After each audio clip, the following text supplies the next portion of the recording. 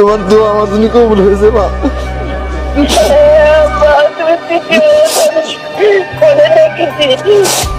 সাধারণ এক পরিবারের সন্তান, বাবা ট্রাক চালক, মা সেলাইয়ের কাজ করেন। চাকরির ফল প্রকাশের পর মাকে ফোন করে কান্নায় ভেঙে পড়েন সেই তরুণ।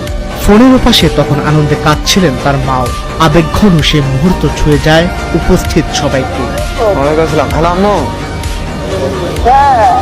হয়ে গেছে আমার, হয়ে গেছে।